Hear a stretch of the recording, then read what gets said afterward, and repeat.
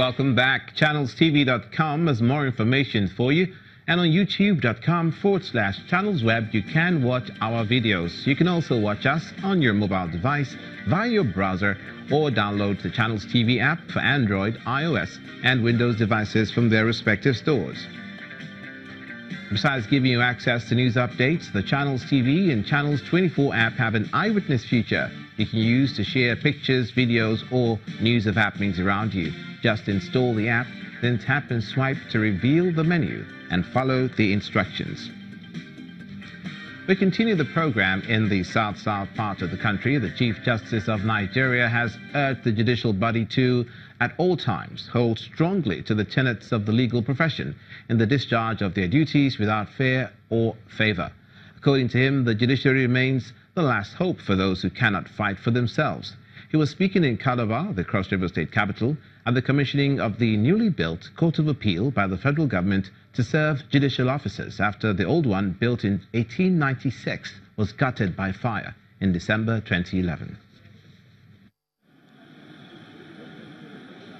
This fallen edifice was built as far back as 1896 and served as the Calabar division of the Court of Appeal until December 2011, when it was gutted by fire and eventually abandoned, compelling lawyers in the state to travel long distances to deliver justice. Thank you very much. The story today is different, as the Chief Justice of Nigeria, Justice Walter Onogan, and other senior lawyers drawn from different parts of the country have defied the rains to witness the commissioning of the new Court of Appeal complex in Calabar, the Cross River State capital. Commission and Court of Appeal complex. Justice Onogan used the medium to highlight the role of the judiciary. The society depends on us. The society depends on that decision you have to take. The society survives because you are courageous enough to tell whoever is wrong that you are wrong. A former Attorney General of the Federation is upbeat about the development. The long distances that lawyers travel is a lot of trouble to them. So when you have a court like this right here, it is a great blessing. We thank the Court of Appeal for coming here. Prior to the commissioning, the state governor received a crew of justices at the government house in Calabar, where he commended the governing body for living up to its tenets of upholding the rule of law, justice and equity in the dispensation of justice. We must advance it beyond the codification and provisions. If you do this, this is your penalty. If you do this, this is your penalty. We must not continue to draw our rulings based on the prescriptions of the law. It's only a guidance. But the greater guidance is Kantianism, is morality, is good conscience, is fairness, is ensuring that warring parties that come before you leave your court as friends, as brothers, as sisters. The Chief Justice of Nigeria is appreciative of the state government's donation of a parcel of land 12 years ago. He, however, wants the state government to go a step further by rehabilitating the old complex to serve as a national monument, being the first court in Nigeria. And now in the southwest, the Lagos State Governor, Ambode, believes that finding a solution to the recurring Apapa gridlock requires the cooperation of the state and federal government. He was speaking during a meeting with traditional rulers and residents of the state at the town hall, which took place at the Ibejuleki area. The meeting, which is the 12th in the series, was an interactive session where some Lagos State residents were able to express the societal challenges they face in their everyday lives. Our promise at the very beginning was that we are going to give you a government of inclusion. And it's very clear we are on track. When we look at our scorecard, which is to keep Lagos State on a trajectory of growth and development, we are on that track. We are everywhere, meeting the needs of our people, asking them what the issues are and wanting to respond positively to those issues. Yes, we're not perfect. we'll try our best, but our people know that we are doing things that will create prosperity for their future. We'd like to let Lagosians know the Apapa crisis is more than a traffic issue. That is where all states in this country actually generates money through customs for the sharing at the federation accounts. So if anything goes wrong in that place, whatever they get on a monthly basis becomes lesser.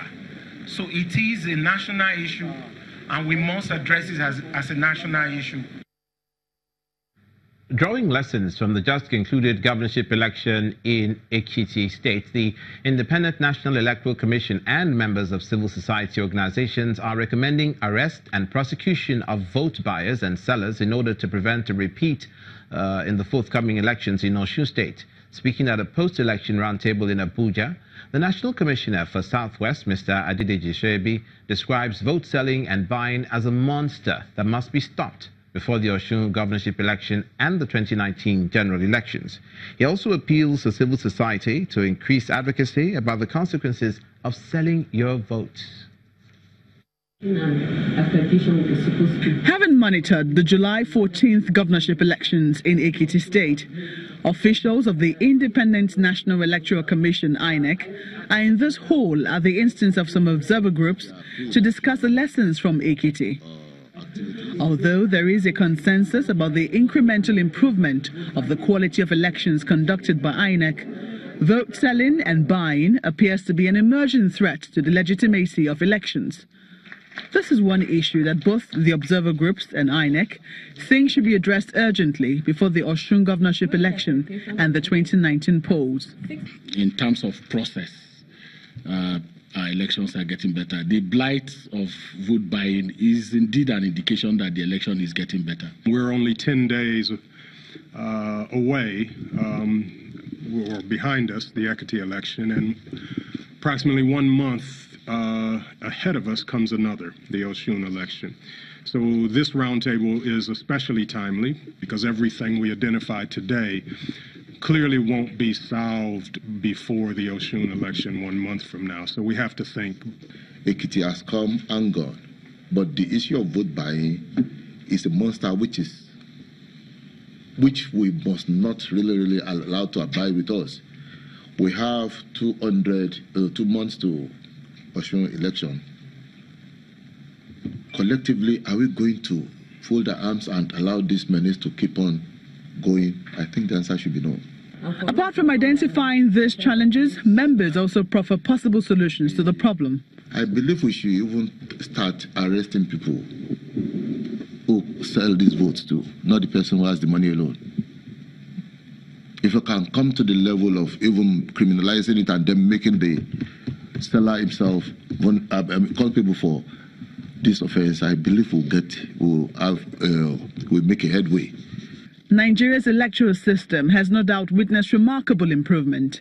However, if the 2019 general elections are to be better in quality than the one conducted in 2015, there is an urgent need for INEC, political parties, and the citizens to address vote selling and buying.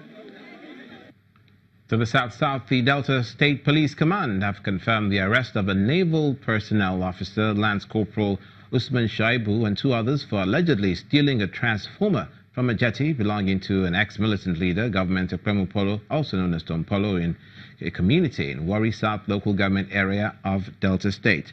Eyewitness accounts told Channels Television that apart from the transformer, other properties were also reported missing. Spokesman of the Delta State Command of the Nigeria Police says while investigations into the theft are going on, the police will engage other security operatives in investigations. Lance Corporal Shaibu Usman was caught along with 2 others somewhere in Warri in the premises of or in the yard of Kremupolo, Tompolo. Immediately such information got to us, a transformer and a self-loader. Detectives swung in and the arrest was made. as we speak.